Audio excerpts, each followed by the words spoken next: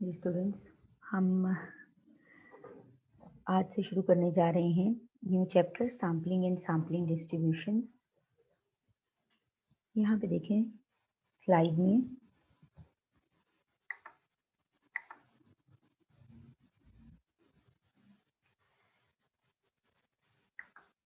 अब ये जो पर्सन हमने बनाया हुआ है, ये देखें, ये कुछ वरिड लग रहा है। क्यों वरिड है ये पर्सन? बिकॉज वो देख रहा है, वो कोई स्टडी करना चाह रहा है, कोई रिसर्च करना चाह रहा है, लेकिन आप देखें कि पॉपुलेशन जो है वो कितनी बड़ी है। अब वो सोच रहा है कि इतनी बड़ी पॉपुलेशन, ये देखें, ये सारी की सारी जो है ये पॉपुलेशन है। वो सोच रहा है कि इतनी पॉपुलेशन से मैं डेटा कैसे लूंगा और मेरी स्टडी कैसे कंप्लीट होगी। Don't worry. अब उसका सोल्यूशन क्या है? Don't worry, study few individuals. आप सबको स्टडी ना करो। ये वही कॉन्सेप्ट है ना जो हम सैंपल और पॉपुलेशन का पढ़ते हैं। ये पॉपुलेशन है, पॉपुलेशन बहुत लार्ज है या अवेलेबल नहीं है या इन जो भी प्रॉब्लम है, ठीक है, तो हम कहते हैं कि ठीक है, हम इस पॉपुलेशन को कुछ इंडिविजुअल्स से स्टडी कर लेते हैं। ठीक है, आगे हम पढ़ने जा रहे हैं वो कुछ इंडिविजुअल्स किस तरह से चूज करने हैं हमने, ठीक है, और वो कौन कौन से इंडिविजुअल्स होने चाहिए।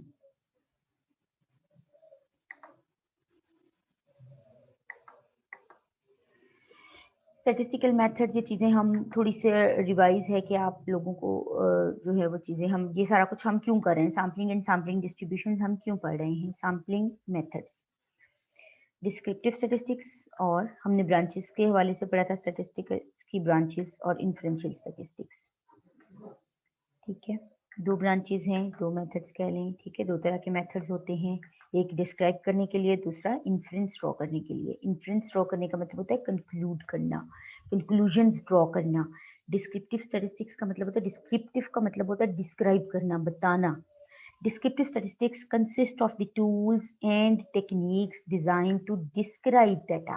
Describe data, अपने डेटा के बारे में बताना कि वो किस तरह का है, such as frequency tables, graphs, numerical measures like average variation, ठीक है, कि आपके डेटा का सेंटर कहाँ पे है, उसमें फैलाव कितना है, अगर आप उसे ग्राफ करते हो तो उसकी शेप कैसी आती है। वो जो हमने सिक्यूनेस कर्टोसिस वगैरह पढ़े थे तो वो शेप्स के बारे में बता रहे थे। नेक्स्ट, यहाँ से डिस्क्रिप्शन लेते हैं कि डेटा किस टाइप का है, और फिर हम जाते हैं इन्फरेंशियल स्टैटिस्टिक्स की तरफ। Consist of techniques that allow a decision maker, ठीक है, जो कि रिसर्च कर रहा होता है, डिसीजन, कोई भी कंक्लूजन ड्रॉ करना चाह रहा होता है, to reach a conclusion about the characteristic of larger data set. Larger data set क्या है? Population, based upon a subset of those data, कि वो कंक्लूजन ड्रॉ करेगा इस पॉपुलेशन के बारे में, लेकिन वो स्टडी इस पूरी पॉपुलेशन को नहीं करेगा, बल्कि वो इसके सबसेट को स्टडी करेगा, यानी उसके सैंपल, यानी हम सैंपल की बेसिस पर पॉपुलेशन के लिए कंक्लूजन्स ड्रॉ करेंगे। यही ब्यूटी है स्टैटिस्टिक्स की, ठीक है।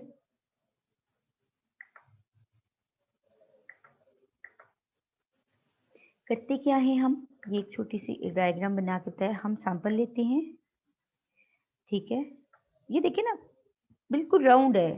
सैंपल कहाँ से लेना है? पॉपुलेशन से ही, जिस पॉपुलेशन को स्टडी करें वहीं से सैंपल लेना है, और उससे सैंपल स्टैटिस्टिक्स कैलकुलेट करनी है, फिर एस्टिमेट करना है और टेस्ट सप्लाई करने हैं, और फिर जो कंक्लूजन आएगा वो किसके लिए ड्रॉ कर देंगे? पॉपुलेशन के लिए, ठीक है। तो ये सारा का सारा जी प्रोसीजर होता है कि आपने पॉपुलेशन से सैंपल लेना है, उससे आप कैलकुलेशन सैंपल स्टैटिस्टिक्स करेंगे, उसके बाद आप एस्टिमेट्स और टेस्ट अप्लाई करेंगे, और उसके बाद आप सिंपली उस जो पॉपुलेशन है उसके लिए रिजल्ट्स को जनरलाइज कर देंगे।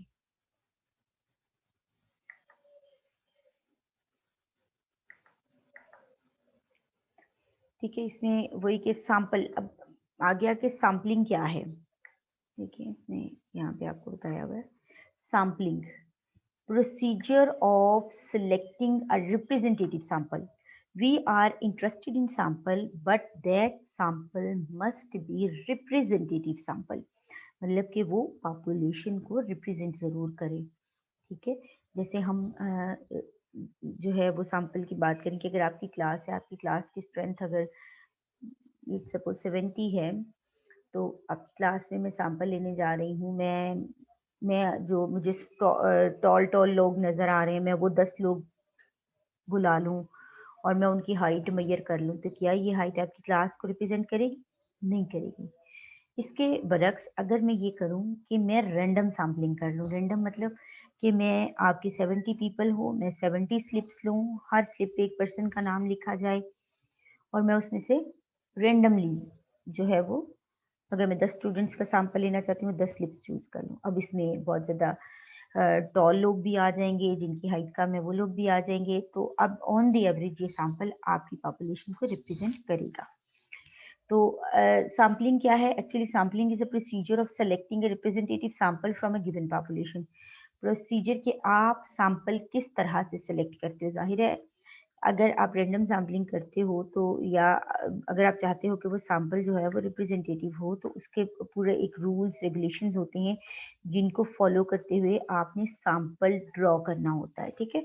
अब इसमें जैसे रैंडमली अगर कह लेंगे, अगर आपकी क्लास होती तो इसमें देखें ये वाला पर्सन सिलेक्ट हुआ है रैंडमली, ये पर्सन सिलेक्ट है जिसको रेड किया हुआ है, ये सिलेक्ट हुआ है, तो ये रैंडमली सिलेक्ट हुए हैं, तो आप इनकी जो है वो जो भी स्टैटिस्टिक या जो भी मेजरमेंट कैलकुलेट करना चाह रहे हैं या लेना चाह रहे हैं वो आप यहाँ से सिलेक्ट कर सकते हैं, ठीक है। पॉपुलेशन क्या है ये हमें पता है कि पॉपुलेशन जो टोटल हमारे पास जो है अंडर ऑब्जर्वेशन होती हैं चीज़ें, उसकी टोटलिटी को पॉपुलेशन कहते हैं। साइज ऑफ पॉपुलेशन को कैपिटल एन से लिखते हैं, जैसे अभी तक हम लोग जैसे नंबर ऑफ ऑब्जर्वेशन को स्मॉल एन से लिखते थे ना, तो वो स्मॉल एन जो था वो सैंपल साइज था, स्मॉल एन जो था वो आपके पास सैंपल साइज था, ठीक है। और ये जो कैपिटल एन है ये आपके पास पॉपुलेशन साइज है, ठीक है। पैरामीटर क्या है? एनी क्वांटिटी कैलकुलेटेड, ये बात हमारी पहले हो चुकी है, any quantity calculated from the population data, ये सारे जो पॉइंट्स हैं ये हम पहले डिस्कस कर चुके हैं। पॉपुलेशन से जो भी चीज़ कैलकुलेट की जाए या कोई भी न्यूमेरिकल क्वांटिटी जो पॉपुलेशन से ली जाए उसको आप लोग पॉपुलेशन कहते हो, उसको आप पैरामीटर कहते हो, सॉरी। सैंपल हमें पता है कोई भी चीज़ जो है वो जो पॉपुलेशन से लेते हैं, पॉपुलेशन को रिप्रेजेंट करे, subset of population that is called sample, और सैंपल साइज को आप लोग स्मॉल एन से रिप्रेजेंट करते हो, पॉपुलेशन सैंपल के साइज को। स्टैटिस्टिक क्या है? Numerical quantity calculated from the sample, के कोई भी चीज़ जो आप सैंपल से कैलकुलेट करो that is called the statistic, ठीक है। ये इसमें जो भी पॉइंट्स लिखे हैं ये सारी चीज़ें हम पहले डिस्कस कर चुके हैं, ठीक है। ये उसी चीज़ को डिस्क्राइब कर रहा है कि पॉपुलेशन मीन ये है और सैंपल मीन आपके पास ये है। चूंकि ये पॉपुलेशन से कैलकुलेटेड है so this is called the parameter, और अगर ये सैंपल से कैलकुलेटेड है तो इसको आप लोग स्टैटिस्टिक कहोगे। लेकिन इसका डिवाइजर क्या है? कैपिटल एन, यानी पॉपुलेशन साइज। मीन क्या होता है? Sum of all observation divided by number of observation. इनके नाम मुख्तलिफ रखे गए हैं, इसका नाम एक्स बार है और इसका नाम म्यू रखा गया है। मुख्तलिफ क्यों रखे गए हैं? ताकि ये पता चल सके कि ये पॉपुलेशन का पैरामीटर, अगर हम दोनों को एक्स बार कह देते तो ये तो पता ना चलता कि कौन सा पॉपुलेशन है। तो पॉपुलेशन के मीन को आप मोस्टली ग्रीक लेटर्स से लिखा जाता है इनको, तो ये आप लोगों के पास जो है ये मीन, ये पॉपुलेशन का पैरामीटर है।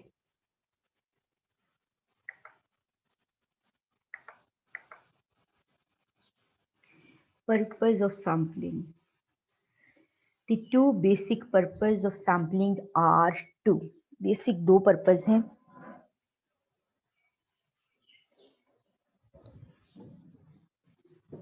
obtain maximum information about the characteristics of the population with minimum cost, time and effort। देखो आप पॉपुलेशन तो स्टडी नहीं करते हो, एक तो आप अपनी कॉस्ट बचाना चाहते हो, टाइम, जाहिर है जितनी बड़ी पॉपुलेशन होगी कॉस्ट भी उतनी ज़्यादा आएगी, टाइम भी उतना ज़्यादा लगेगा, एफर्ट्स भी। तो सैंपल लेने से एक तो आपकी ये चीज़ें मिनिमम हो जाती हैं। Find the reliability of the estimates derived from the sample. दूसरा सैंपल का मकसद ये होता है कि आप अपने एस्टिमेट्स की रिलायबिलिटी चेक करना चाह रहे हैं, ठीक है। एडवांटेजेस ऑफ सैम्पलिंग, इसके एडवांटेजेस क्या हैं? To contact the whole population would be time consuming, ये हमें पता है। रिड्यूस कॉस्ट, कि ये कॉस्ट रिड्यूस कर देता सैम्पलिंग करने से, यही बात जो भी मैं कर रही थी। ग्रेटर स्पीड, जितनी लार्जर पॉपुलेशन होगी उतना टाइम ज़्यादा लगेगा और प्रोसेस स्लो होगा। लेकिन चूँकि सैंपल एक छोटी अमाउंट होती है, तो इसमें आप ज़्यादा क्विकली काम कर सकते हो। ग्रेटर स्कोप, ठीक है। More scope and flexibility regarding the types of information that can be obtain. देखो, जो इंफॉर्मेशन आप लोग सैंपल से, अगर सैंपल आपको किसी भी पॉपुलेशन के बारे में 95% इंफॉर्मेशन दे रहा है, तो क्या सिर्फ 5% के लिए हमें अपने रिसोर्सेज वेस्ट कर देने चाहिए? नहीं, ठीक है।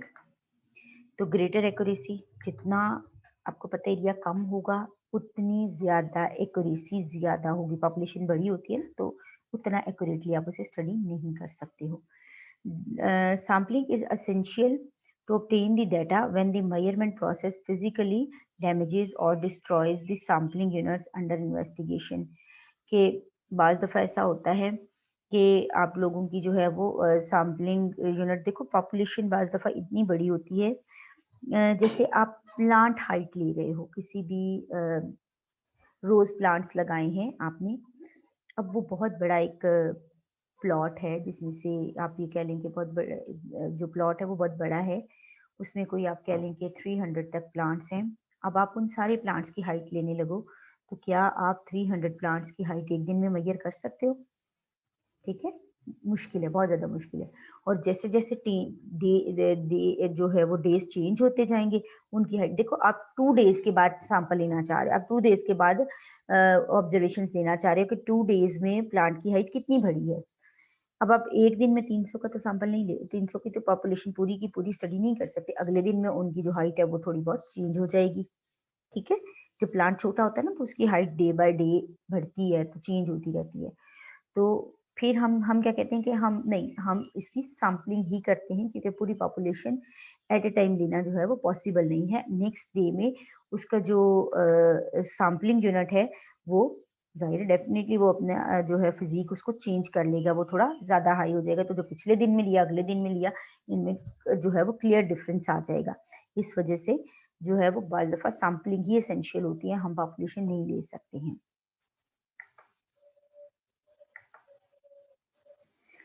Method of selecting sample. Sample select करने के लिए हम लोगों ने यहाँ पे जो है वो वैसे सैंपलिंग जो है वो दो, मैं आपसे कर दूं कि सैंपलिंग दो तरह की होती हैं, probability sampling and non probability sampling. दो तरह की सैंपलिंग होती हैं हमारे पास, एक होती है probability sampling and the other one is non probability sampling.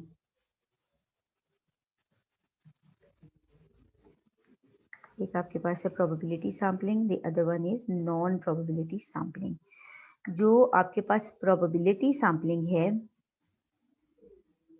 इसको आप रैंडम सैंपलिंग भी कहते हो,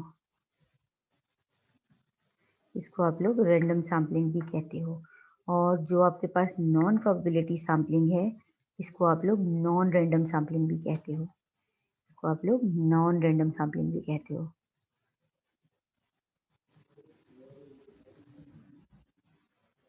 ठीक है, ज़्यादा स्कोप ज़ाहिर है प्रोबेबिलिटी सैंपलिंग का होता है, क्योंकि इसको आप पॉपुलेशन के लिए जनरलाइज कर सकते हो। इसमें आ जाती है आपके पास simple random sampling,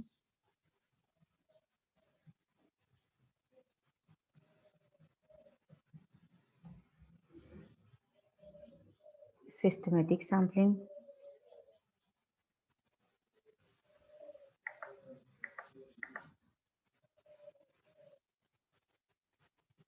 systematic sampling, systematic random sampling भी लिखते हैं इसे, स्ट्रेटिफाइड रैंडम सैंपलिंग,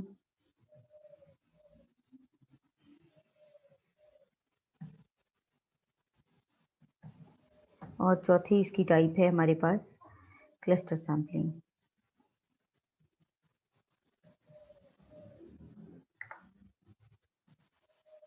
इसकी डिटेल जो इनकी है वो आप लोगों ने बुक से देखनी है, फिर आप मेरे साथ इसको डिस्कस कर सकते हैं।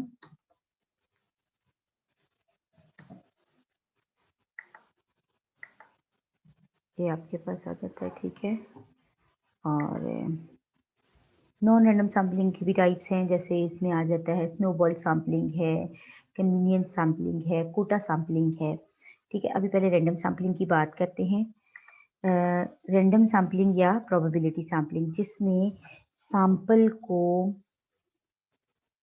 चूज करने में आपका पर्सनल इंटरेस्ट जो है वो शामिल ना हो। जैसे मैं पहले आपको कह रही थी कि मैं अपनी मर्जी के 10 लोग बुलवा लूँ आपकी क्लास में से, ठीक है, तो वो नॉन रैंडम हो जाएगा। अगर मैं लॉटरी मेथड यूज करती तो वो रैंडम सैम्पलिंग हो जाएगी।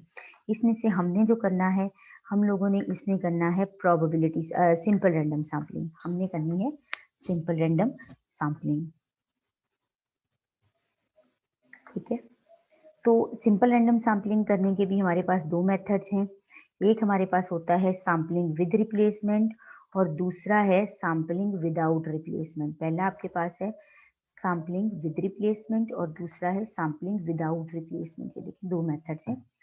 सैम्पलिंग विदाउट रिप्लेसमेंट, ये देखिए ये फिशेस हैं आप लोगों के पास 4, इसका नाम हमने रख दिया A, B, C और D। इनके ऐसे हमने नाम कुछ रख दिए, ठीक है। A sample is said to be without replacement if selected until is not replaced into the population before selection of next unit, ठीक है। देखिए मैंने पहला यूनिट सेलेक्ट किया, मैं ना इन 4, ये एक पॉपुलेशन है, पॉपुलेशन इतनी छोटी तो नहीं होती, चीजें समझाने के लिए छोटी चीज, जो छोटी पॉपुलेशन है वो कंसीडर कर रहे हैं हम लोग। तो ये एक पॉपुलेशन है आपके पास, ठीक है। इसमें से मैंने रेंडमली, ठीक है, मैंने 4 स्लिप्स ली, एक पर ए, एक पर बी, एक पर सी, एक पर डी लिख दिया। तो मैंने जो स्लिप उठाई उसमें मेरे पास ये वाली जो यूनिट है ना ये आ गया, ये वाली फिश जो है ये सिलेक्ट हो गई। मैं इसकी हाइट देखना चाह रही हूँ इसकी, ठीक है। तो या मैं इसका वेट देखना चाह रही हूँ या मैं इसकी हाइट देखना चाह रही हूँ, ठीक है। लेंथ, सॉरी, फिश की लेंथ होती है ना, तो मैं इसकी लेंथ देखना चाह रही हूँ, ठीक है। तो मैंने इसको उठाया, इसकी लेंथ मेजर की, लिख ली इसकी लेंथ, ठीक है, यहाँ पे साइड पे, और उसके बाद दोबारा इसको वहीं वापस रख दिया, ठीक है, पॉपुलेशन में। यानी मैंने जो स्लिप उठाई थी उसको देखा, वो बी आया, इसको इंस्पेक्ट किया और मैंने दोबारा उसको स्लिप को फोल्ड किया और दोबारा पॉपुलेशन में रिटर्न कर दिया। अब मैं नेक्स्ट यूनिट उठाऊंगी, ठीक है। अब मैं नेक्स्ट यूनिट, सॉरी, उसको रिप्लेस नहीं करना है आपने, हम विदाउट रिप्लेसमेंट कर रहे हैं ना, पहले विदाउट रिप्लेसमेंट कर रहे हैं। मैंने इसको उठाया, ठीक है, ये बी आई, मैंने इसको इंस्पेक्ट किया और मैंने इसको यहां से निकाल दिया, साइड पे रख दिया, ठीक है। ये अब यहां से निकल गई है, ठीक है।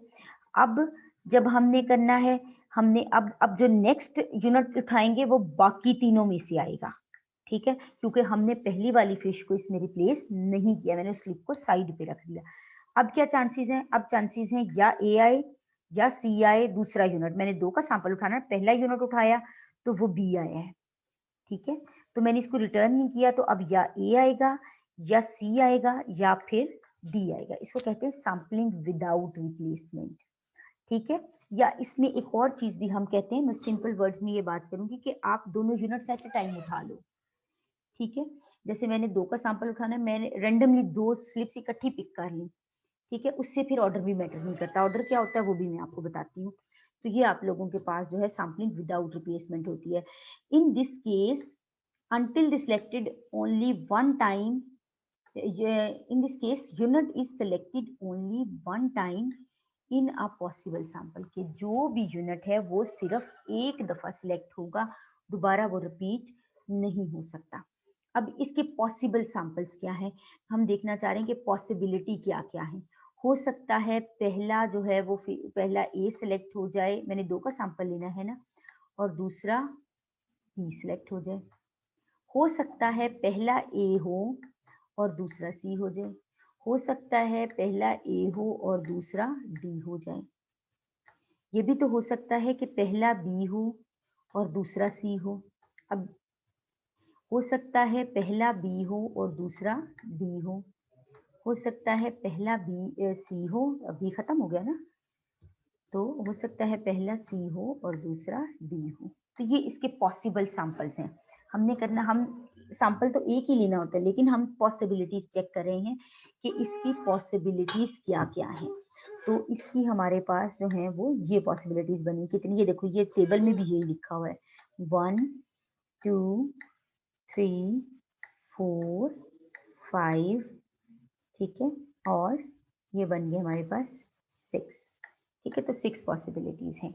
तो अगर आप ये देखना चाह रहे हो all possible samples without replacement, तो इसके लिए आप चेक कर सकते हो किस फॉर्मूला से n कॉम्बिनेशन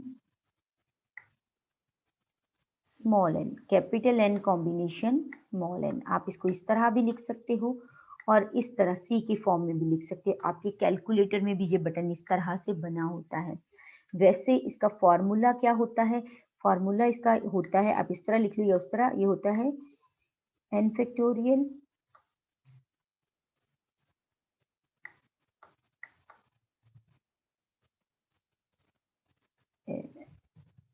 इसका फॉर्मूला आपके पास होता है कैपिटल N फैक्टोरियल, ठीक है।